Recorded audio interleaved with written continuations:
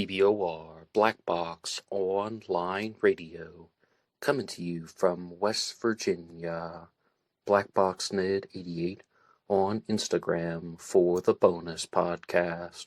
And welcome to BBOR, the home of true crime talk radio and your premier destination for unsolved mysteries, criminal psychology, and exploring the dark side of cyberspace.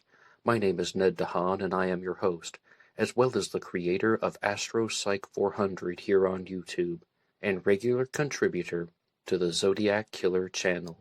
And a great way to support these shows is just by listening to some more content. But you can also go over to Amazon.com and have a look at the book Killer on a White Horse, written by me, Ned DeHaan. It is a novel, murder mystery, inspired by the Zodiac Manson connection, but it is indeed fictional. However, who doesn't love a good mystery? And there is always the TeeSpring page. Feel free to check out some of the merchandise. And remember, being weird is not a crime. Let the show begin. Okay, hello everybody. Today is Monday, another Zodiac Monday. Welcome to the show. How's everybody doing? I hope everyone had a good weekend. Now, this is the Zodiac Killer News Report, and I have one, maybe two real pieces of Zodiac Killer news that I would like to share with you guys. The first is that somebody has challenged me to a true crime debate to talk about the Zodiac Killer, and more precisely, the Zodiac Killer JFK connection, the idea that the Zodiac was involved with the assassination of President John Kennedy. And absolutely, I said yes. And moreover, I offered this person, his name is Gary, I offered Gary a few, gestures of goodwill. Firstly, I said that the only fair way I think we can do this is, not here on BBOR, but on a neutral third-party channel, so there can be a moderator. That way nobody can say they didn't get their talking time, or that the microphone was cut off. And also, I offered Gary absolute free reign in the decision-making. He can choose the talking time limits. Do we each get 4 minutes and then 4 minutes to respond? Or will it just be an open discussion when you jump in when you have a point? Talking time limits, the platform that we will discuss this on, he can choose that too.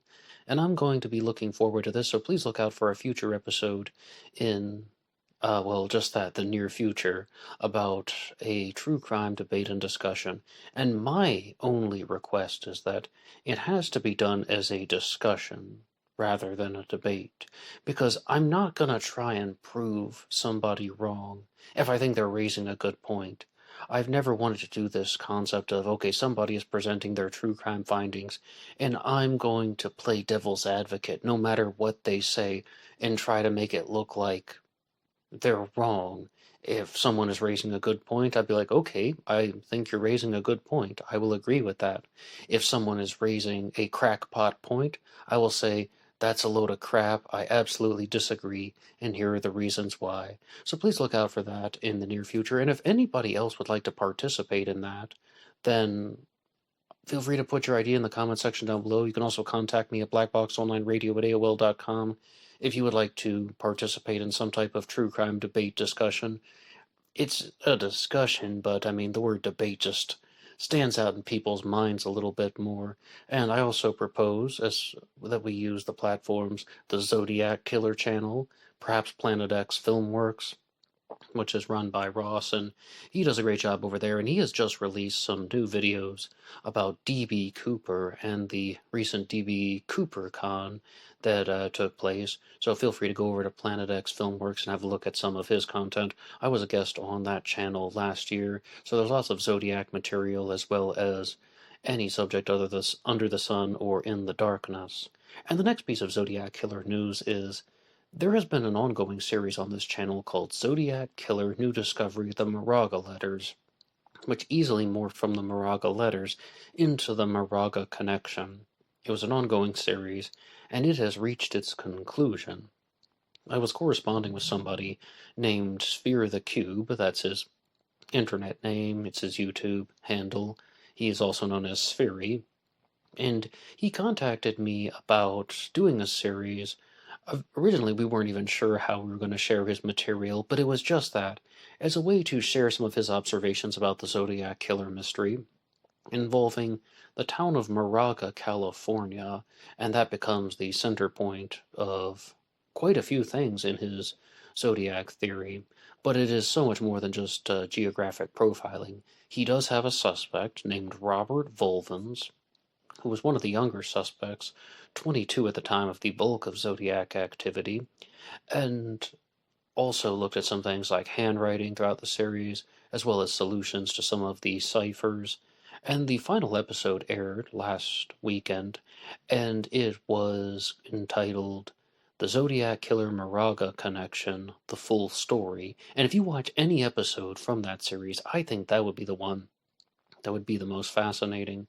And somebody contacted me and said something to the effect of, I don't think that Robert Volvins was the Zodiac Killer. And I don't lean toward Volvins necessarily being the Zodiac myself, but what I think was so much more fascinating was a particular observation that Spheri made about the Zodiac's activities, because the Zodiac was a serial killer. The Zodiac made lots of threats, and one of these threats was to detonate a bomb, that the bomb was going to be buried or hidden in some particular location, and that they had until the fall to dig it up, so said the Zodiac. And Spheri put forward this very, very valiant effort to try and locate the bomb, or some possible locations about where the bomb could be. And in Moraga, California is the starting point. And, you can go through the whole series if you'd like to hear everything and all the observations, Zodiac Killer News Discovery, the Moraga letters, or that episode that I just recommended, Zodiac Killer Moraga Connection, the full story. And I want to be very precise about something. I may have misstated something in the most recent episode, and that is that the Zodiac Killer is very involved with Mount Diablo, and some people even refer to the code as the Mount Diablo code. And if you were to put the Zodiac symbol on top of Mount Diablo, then you can use that as a way to move about California. Is a very local point. It's a very good scouting point because it's connected to some of the Zodiac Killer crime scenes. They are even visible from Mount Diablo, and Robert Graysmith talked about this in Zodiac Unmasked, and that was even something that Graysmith theorized about, that Mount Diablo could have been a scouting point. But you put this symbol on top of Mount Diablo, the circle with the cross going through it, and you use Mount Diablo as the absolute center of the Zodiac symbol. And then the zodiac symbol is very similar to something that is used in mathematics called a unit circle, which is comprised of radians. And the zodiac famously talked about how he was going to use radians and inches along the radians, and to solve this code, you needed radians and inches along the radians. And you got the symbol on top of Mount Diablo. And if you were to cut one of the quadrants in half, completely bisect the quadrant in half, you're going to get a 90-degree angle divided by 2, right? So 45-degree angle, which is pi over 4 radians, mathematically speaking. Spheri shared all of this with me. These are all his observations. And then that line, cutting the circle in half diagonally, for lack of a better term, is going to create an obtuse angle of 225 degrees. This is 5 pi over 4 radians, mathematically speaking, radians and inches along the radians. But when the Zodiac Killer mailed the map in 1966 Phillips Petroleum map, I got my words jumbled. He didn't mail it in 66, no, absolutely not. The Zodiac wasn't even on the radar in 1966. He didn't announce his name to the public until 1969, but he did mail something called the Phillips Petroleum Map, which is also referred to as the Phillips 66 map, and it said set to magnetic north. So Spheri determined that that means you have to alter it 17 degrees. So you have 225 plus 17, which gives you 242, which is the line that goes from Mount Diablo to the San Francisco Police Station building, and then it goes through Moraga, California. And if you were to make another right angle, almost like making a square or even a cube, and you were to put another zodiac symbol within the exact center of that square, you would have Moraga, California, as the epicenter, and this could have been the location of the bomb. And I think that it's a very, very insightful statement, and this is one of the reasons why somebody, I believe it was the Swedish chef, who said that Spheri's onto something. I'm not quite sure what, but he's onto something. And I wanted to reinforce this particular point because I think that that was perhaps one of Suri's best observations. And in the Moraga series, I may have said that it was minus 17 degrees. It actually appears that it's plus 17 degrees, but same concept. Instead of 242 minus 17 with 225 as the angle and location of the bomb, it's actually, first you would use the 225-degree angle, 5 pi over 4 radians, add 17, you get 242 degrees, which goes through Moraga, California, and to the SFPD building, but still in a straight line to Mount Diablo, because lines can work that way. So that is absolutely fascinating to me. And I also wanted to share something that Spheri had talked about with me via a phone call, and that is that the Zodiac Killer is giving everybody the tools. He's telling everybody how to do this. He says that it concerns radians and inches along the radians.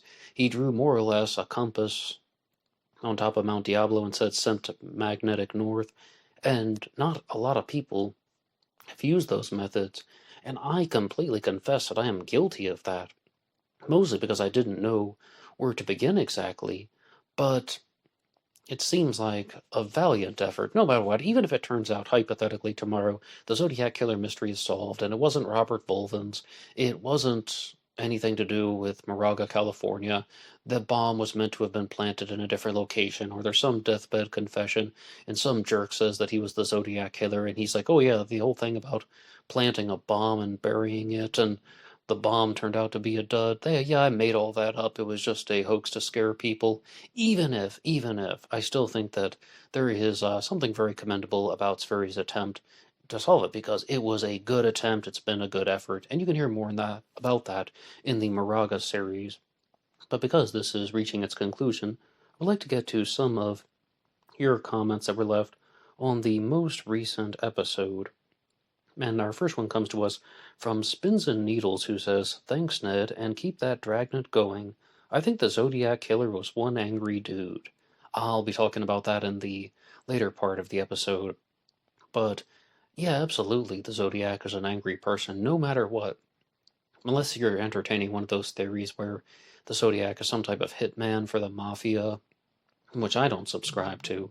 But also that the Zodiac is somebody who is trying to unleash his destructive tendencies onto society because perhaps he was rejected by women, he felt rejected by his peers, he just felt that he was not loved, but absolutely not getting the sex that he wanted. And Jay says, I vote that you continue the Moraga series. If you're low on material, do an episode every other week. It's an interesting topic. I would love to, and I'm open to that in the future. However, as I said, the Moraga series was mostly about Spheri having an opportunity to share his Zodiac findings in a particular way, and if he wants to continue that, I've been putting it out on the weekends. I don't see why not. Why not continue that? So that is totally up to him, and we can see if there are some new observations in the future. But I thank you for the comment all the same. Richard Delaney writes, Ned, I'm listening whilst flying over Japan en route to Bali. I purchased Wi-Fi just to listen to you. How comforting. Richard, that is amazing. And BlackBoxOnlineRadio is making it to Bali as well as Japan. That's some good stuff. We have a comment from Jace who says, there is no mystery regarding the Zodiac Killer's identity, at least. Microdeli has solved that. And Microdeli is the author of In the Shadow of Mount Diablo, as well as The Hunt for Zodiac, and he has a Zodiac Killer suspect named Kjell Kvale, Qvale, a Norwegian American, who was born in Norway, came to America when he was 10 years old. And, I mean, Mike Rodelli doesn't have too many people that agree with him about Shel Cavalli being the Zodiac Killer, so it's nice to see somebody from outside Rodelli's world writing in saying that he has read the books and he has found some agreement with that. But I also have to give a shout out to Professor Japanese 007, who wrote that something to the effect of, In the Shadow of Mount Diablo would make for an excellent Zodiac Killer movie. And I absolutely agree with that. And yes, that means that Mike Rodelli could be the star of it, but for the following reason.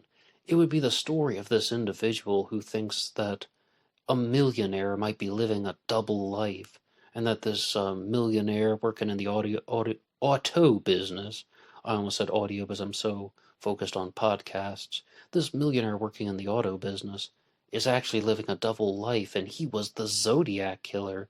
And you can go through all of Rodelli's efforts to track down Shel Cavalli, interviewing Shel Cavalli, having a personal meeting with him, the Zodiac synchronicity, if you will, the dates of the Zodiac activities matching up to certain dates in the life of Shel Cavalli, the birth dates and death dates of his parents, although don't quote me on that one because I don't want to say anything backwards, as well as Shel Cavalli was from Trondheim, Norway, and Trondheim is the sister city of Vallejo, California, where the Zodiac not only operated in but liked to talk about.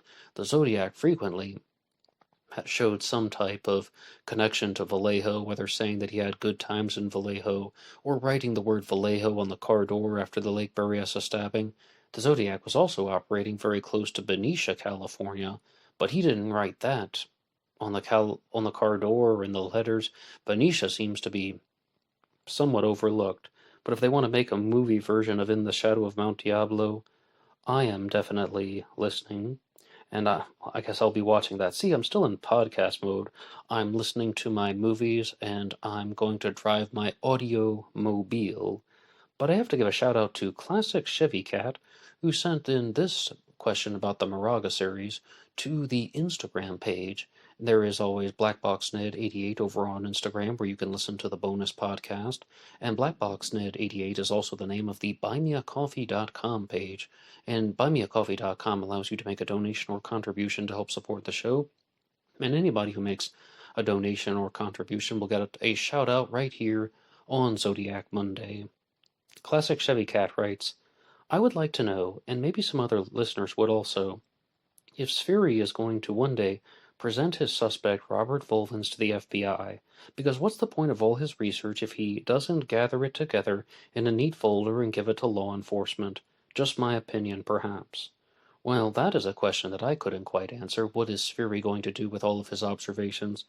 And the response that I got upon request from Spheri is, the reality is, there is no easily identifiable path for the average citizen to get in front of the correct law enforcement officers for the length of time needed to convey the perspective on such a cold case when law enforcement is flooded with leads and theories. In this case, I felt there was quite a bit of merit to the letters and other materials that came into my possession, and in part agreed to put the information into the public sphere via a dedicated Zodiac audience with the help of BBOR, with the hopes that if the material gained interest from those who followed the Zodiac, that the correct officer or agency or referral or contact might emerge. I can say this. I am willing to meet with law enforcement. I estimate that it would take up to 2 full days of knowledge to transfer to evaluate everything. My folder is ready. I will invest the time if law enforcement will. Black Box Online Radio has the forwarding contact information. Thank you for the question. So it seems that Spheri is open to that, and if it can be done in a noticeable way, because law enforcement does get all types of tips from people saying that they've solved the Zodiac Killer mystery. And last year, Mike Morford came forward with a Zodiac Killer suspect named McDuff, William McDuff Andrew, and law enforcement took notice of his observations rather quickly. And then there are other people in the exact opposite direction, like perhaps the Zodiac Killer JFK connection that I was talking about earlier, or somebody is saying that their father was the Zodiac Killer and they aren't providing a lot of hard evidence, like perhaps Deborah Perez, who just said that she was present with her father when he was committing the Zodiac crimes and he could hear the gunshots. They took notice of her, but there are thousands of people who are like her whom I don't even know yet, and they're just making things based on anecdotal evidence, and they have clouded the searches for law enforcement, and they might not pay attention to all of these tips or leads. So I think what Spheri was trying to say is that if there is a genuine interest from law enforcement, he would gladly meet with them to go through everything, because I don't even know everything. There are some things like observations, and I guess I'll go out on a limb and say it, another cipher solution that I haven't even seen yet. So I wouldn't be able to make any type of comment on that. But I would like to shift gears for a second, because we've been talking about radians, inches along the radians, the unit circle, mathematics, and Robert Volvins is somebody who would have been familiar with that stuff. He had a background in surveying, which I've read in one of his letters, as well as just a brain that was somewhat geared toward mathematics. But there's another Zodiac killer suspect out there that is perhaps even more heavily in that realm, and his name is Theodore Kaczynski, the Unabomber. The Unabomber is indeed a Zodiac killer suspect, and I hope that you guys are fascinated by the Zodiac killer Unabomber connection, because I'm going to be exploring it for a while, and the reasons why are that, number one, I came into the possession of Mark Hewitt's The Zodiac Killer Serial Killer Trilogy. Wow, I messed that up. The Zodiac Serial Killer Trilogy, often referred to as just Hunted, Profiled, and Exposed, the three books that are written by Mark Hewitt. And earlier this year I was talking about the book Profiled a lot, and my only strong criticism of it is I don't believe there's enough Zodiac Killer material in it. There are a lot of things in there that are not Zodiac related. The first 78 pages of the book are just a general discussion on criminals, not even serial killers completely. And some examples of them would be John Emil List or the Texas Tower Sniper. And at the same time, I found that material to be extremely thought-provoking, and I did an episode about it here on this channel called Profiled, the Psychology of Serial Killers and Mass Shooters, which I invite you to listen to, and as always you can like and subscribe. But as the book goes on, there are lots of things in there just about how behavioral profiling is done, but not necessarily in regards to the Zodiac case. But, I mean, it's extremely interesting, but at the same time, when you're just eager for the Zodiac material, then you're left wanting something. So I began the book Exposed, knowing fully well that Mark Hewitt was going to talk about the Zodiac Killer and the Unabomber being one and the same, being Theodore Kaczynski. But there's a second reason why I chose to get back to reading his material now. And the month of December is approaching us, and there's a writer named Douglas Evander Oswell who wrote a book called A Fantasia for Two Lutes, which is a Christmas novel, and I wanted to read that, but he also is the author of The Unabomber and the Zodiac, and used to run a forum called Unizod, and I'm in the possession of both his books. Yes, thank you, Amazon.com. Best $5 I ever spent for digital copies. And I'm going to be looking at Mark Hewitt's Exposed, as well as Douglas Oswell's deep book on the Unabomber and the Zodiac, and reading both of them, comparing and contrasting, seeing what different people think about Theodore Kaczynski as a Zodiac killer suspect. As I've been reading the early parts of Exposed, I actually think that this is a very good way of tying together things that are not Zodiac related with things that are Zodiac related, because it's all about looking at a suspect, and there's some hypothesizing, there's looking at the background and how it could be related to future Zodiac activities, and even when it's going off on some type of extended story about Ted Kaczynski, it's quickly tied in to the Zodiac killer mystery. So that, I think, is quite different than the criticisms that I made about the intro to Profiled. However, it's not even a however, it's an and. There are lots of psychological statements that have been made about Ted Kaczynski, because unlike the Zodiac killer mystery, it has not been solved to everyone's satisfaction. Almost everybody out there thinks that Ted Kaczynski was indeed the Unabomber. Some people might still be convinced that the Unabomber was Blaine Blaine, but we don't have to listen to them. And the book Exposed begins with firstly identifying Kaczynski as the Zodiac killer, and secondarily looking at some of the reasons that would have driven Ted Kaczynski to kill, and a lot of it centers on sexual frustration, not being able to bond with other people, having attempted relationships with women but failed relationships, and also pointing out that Ted Kaczynski did receive a degree from Harvard. He did receive a PhD in mathematics as well as a master's from the University of Michigan, but other than that, he didn't really have any major accomplishments. It talks about how, from a very young age, he was not good at playing with children. He didn't interact well with them. He just seemed absolutely baffled by human behavior. And as somebody who is math oriented, I think that is totally normal. Because even aside from being a serial killer, just the fact that numbers use a system, math has lots of logic to it, and human beings are not system oriented. They aren't logical. Humans are illogical. They do things based on emotions and feelings, as well as social hierarchies. And if my understanding of the book Exposed, as well as some other sources on Ted Kaczynski, are correct, he just would have had no way to grasp that. It just would have been mind-boggling to him. Some guy could go on to get a PhD in mathematics and definitely do okay at that, but just doesn't know how to talk in social situations, doesn't know how to bond with people.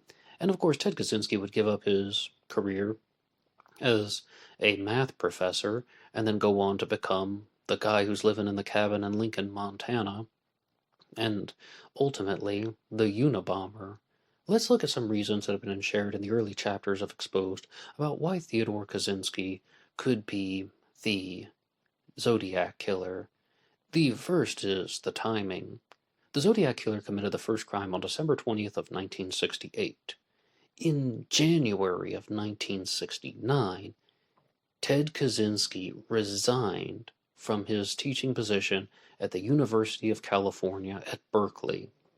So, firstly, there's a double homicide that's been committed, the murders of David Faraday and Betty Lou Jensen. Then Kaczynski resigns, and the final date of his employment was supposed to be June 30th of 1969, 4.5 days before the Blue Rock Springs shooting on July 4th. But then, how does that account for the Lake Berryessa stabbing on September 27th? Or how about the mailing of the July 31st letters, the three-part cipher, also containing the letter with the Zodiacs stating some facts that only he and the police know? How does that all work out? And this book, Exposed, even talks about a statement from Ted Kaczynski's own brother who says that they spent the entirety of the summer of 1969 on a camping trip, and they were going to Canada so that Ted Kaczynski could try and get a grant from the Canadian government so he could start homesteading a possible location before Lincoln, Montana, and it doesn't appear that there was anything successful about that.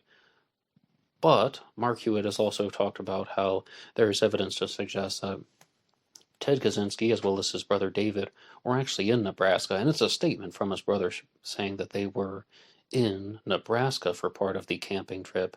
And the explanation that would have been provided by Mark Hewitt is that the reason why there are these infrequencies in Zodiac killer activity for the summer of 1969 is that Ted Kaczynski goes up to Canada after he's left his teaching post on June 30th, and then July 4th, 1969, the Blue Rock Springs shooting, the murder of Darlene Ferrin, goes back to the Midwest, back to perhaps Lombard, Illinois, or maybe meeting up somewhere along the way with his brother.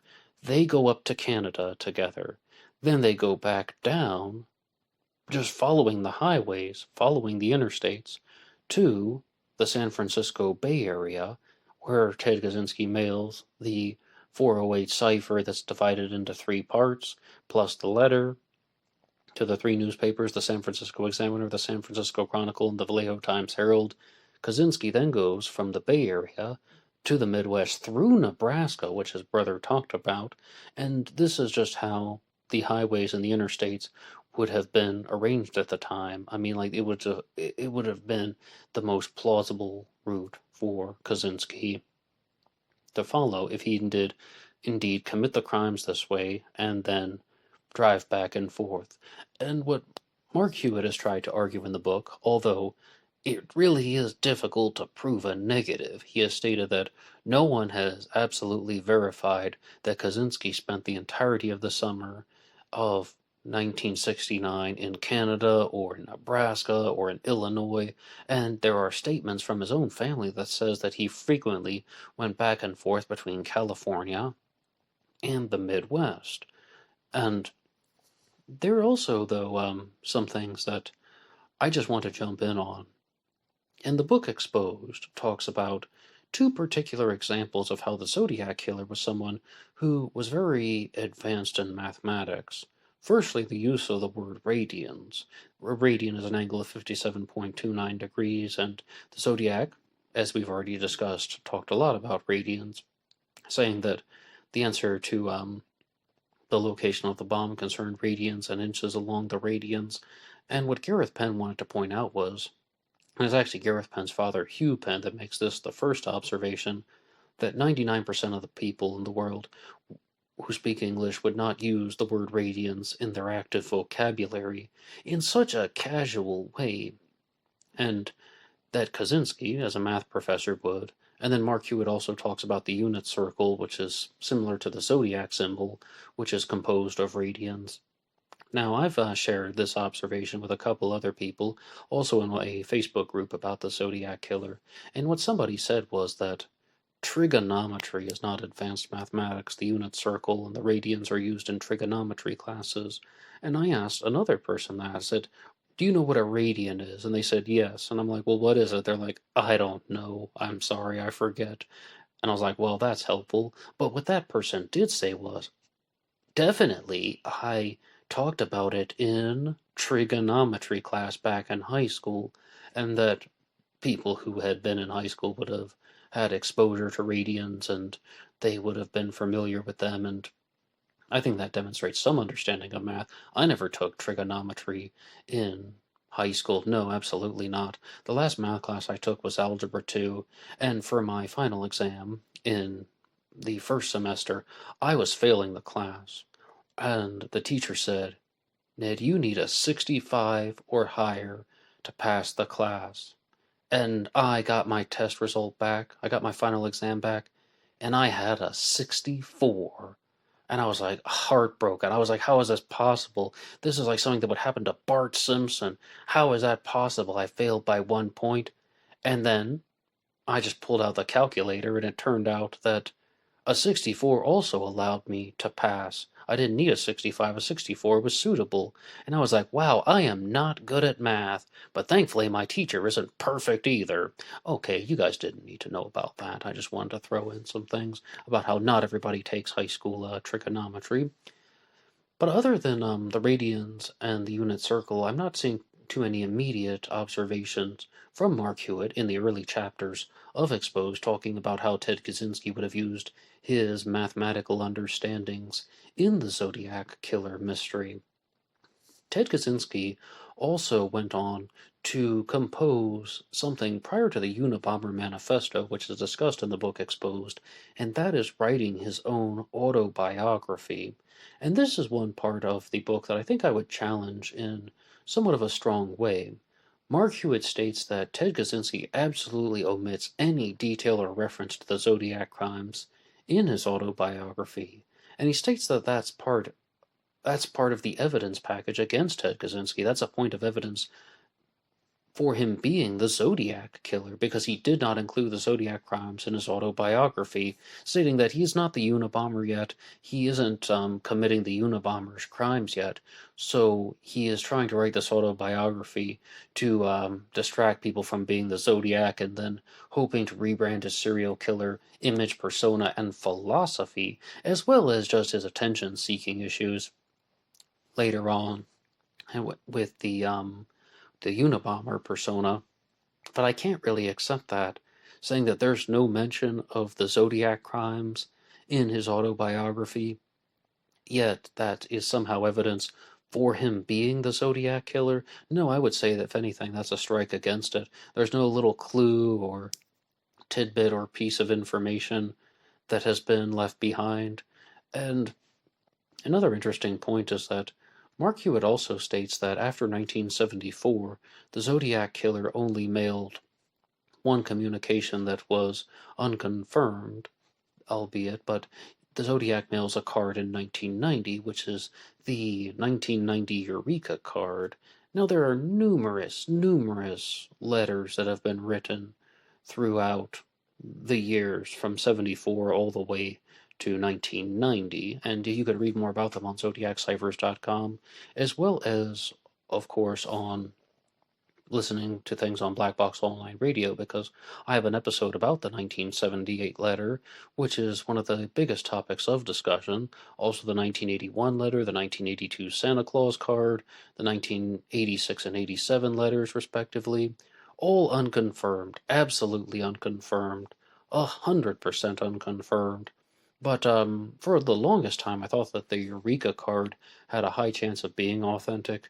These days, I tend to think that it was fabricated by Chester Klingle, a man who had a first-hand connection to it, but I have an episode about that as well. Many episodes here on Black Box Online Radio, more than 1,000 of them. I invite you to listen to some of these, and I invite Mark Hewitt to respond to any of these claims that I've made, or just, I guess it's somewhat of a difference in opinion. I think I'm fully aware that Mark Hewitt knows about the 1978 letter and the 1986 letter. I mean, he's followed this stuff for well over a decade. He has 3 books out on the subject, and he used to put out a journal about the Zodiac killer. He knows that these things are in existence.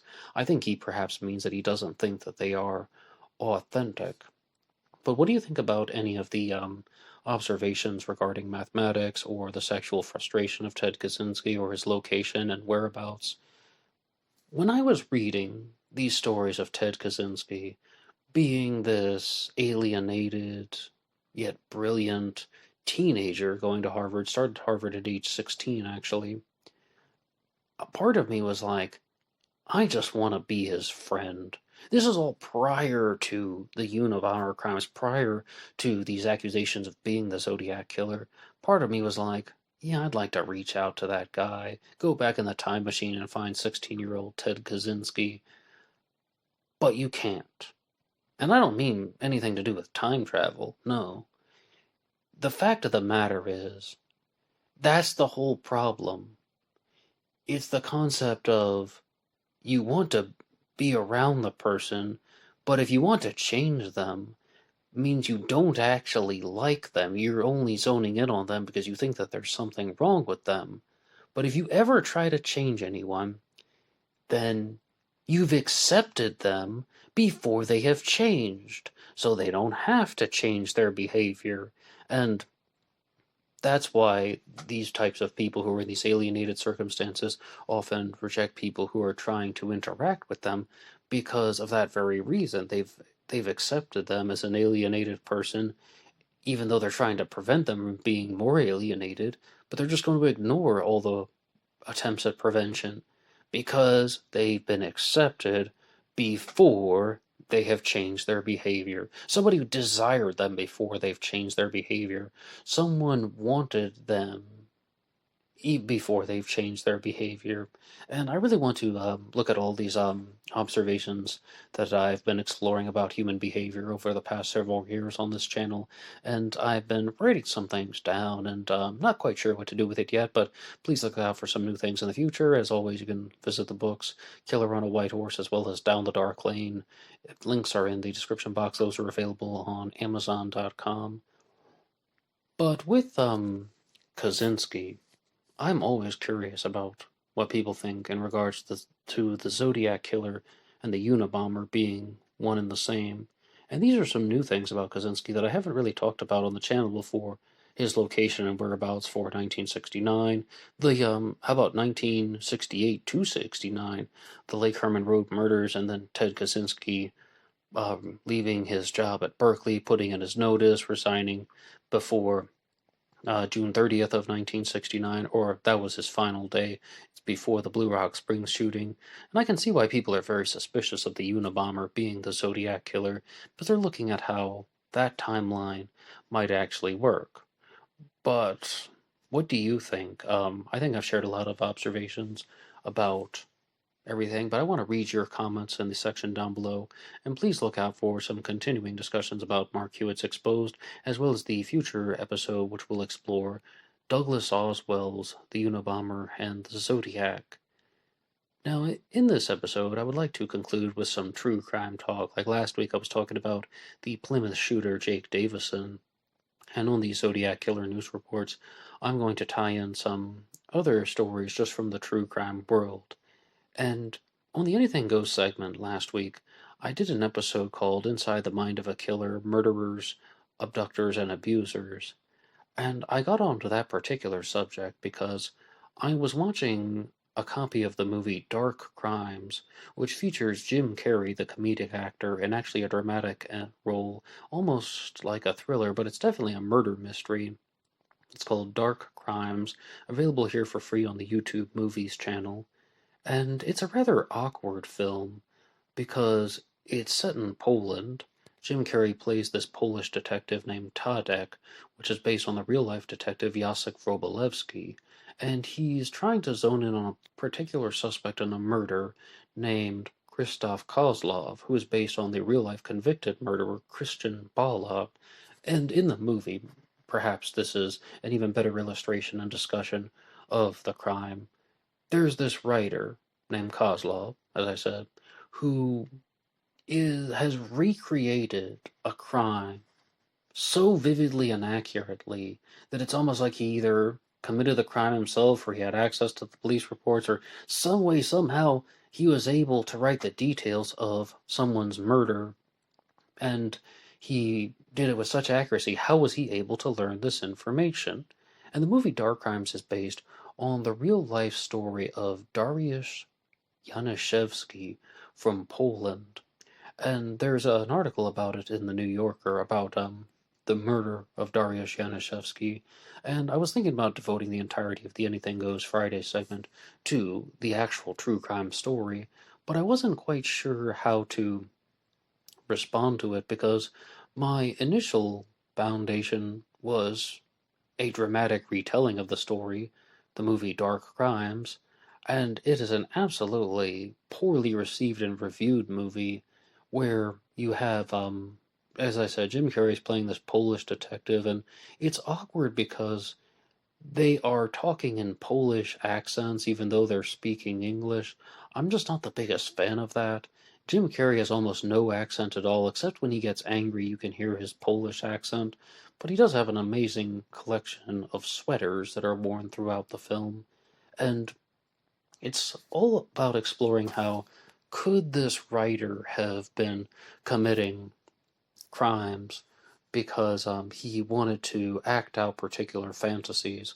And that's what set me off for the Anything Goes Friday segment last week, when he said that, this fictional person who's based on the real-life murderer Christian Bala, this fictional person said, sometimes somebody creates a fantasy-based persona, and they begin to think and contemplate a murder, but because it's done so in the fantasy world, they differentiate between their true self and their fantasy self, and they put all the blame on the fantasy self, so they don't feel any guilt, remorse, or shame for the crime that's been committed, because they think it wasn't them.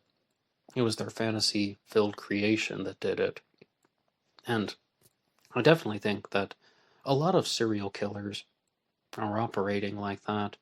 And with Ted Kaczynski, I think that he was definitely in that type of mindset Mark Hewitt talks about this in Exposed when he says that Kaczynski was very bothered by loud noises. He didn't like partying, or he didn't like hearing the other people partying in the buildings when he was in the university, or hearing other people with flirtations or love making and so on. Not a lot of people like that, but I'll share some stuff about that with you guys later if you ever want to DM me on Instagram. Not really relevant to this discussion, but with Kaczynski, I think that so much of what he was doing was using concentration as a refuge, using his ideas and thoughtfulness as a refuge, getting lost in his imagination, halfway living in an imaginary world and halfway living in the external world. But definitely not liking the concept of noises and partying because it interfered with his ability to concentrate. And if you read the full story that was published in the New Yorker about the murder of Dariusz Januszewski, it's all about how this writer named Christian Bala, the real-life writer, becomes a suspect in his murder.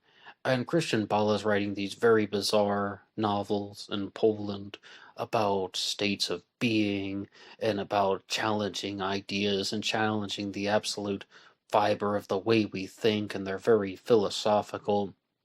And I definitely think that these twisted people get lost in their imagination, and they begin to give in to their hormones and their tendencies, because not everybody who is a hermit or a recluse or doesn't have a whole lot of friends goes on to kill people. Some people are just absolutely content with a solitary life. So a big factor in this could be trauma, or just the inability to comprehend how to deal with a situation when they are frustrated. But, I mean, I invite you guys to listen to my episode on Inside the Mind of a Killer. You can also read the article by David Gran in the New Yorker, The Postmodern Murder Mystery, to hear more about the death of Dariusz Januszewski. And yes, Christian Bala was convicted of the crime, but the film Dark Crimes with Jim Carrey has some deviations. It has some twists and turns that I don't want to give away. But some people swear to this day that Christian Bala is innocent of the murder of Dariusz Januszewski. Christian Bala maintains his innocence, and I honestly have no idea. I mean, reading the article in the New Yorker, which is very, very lengthy, it took me about 30 straight minutes of reading to get through it. I mean, you read that and you think that, yeah, this guy's totally guilty. But I have read so many true crime books where, yes, they make a strong, convincing case for something, but is that what actually happened? As a prime example, I was doing the series on this channel about the New Orleans Axeman, and I was reading the story in Ready to Hang by Robert Talon, which is perhaps one of the most famous stories of the New Orleans Axeman, famous accounts of the crimes that took place in 1918 and 19.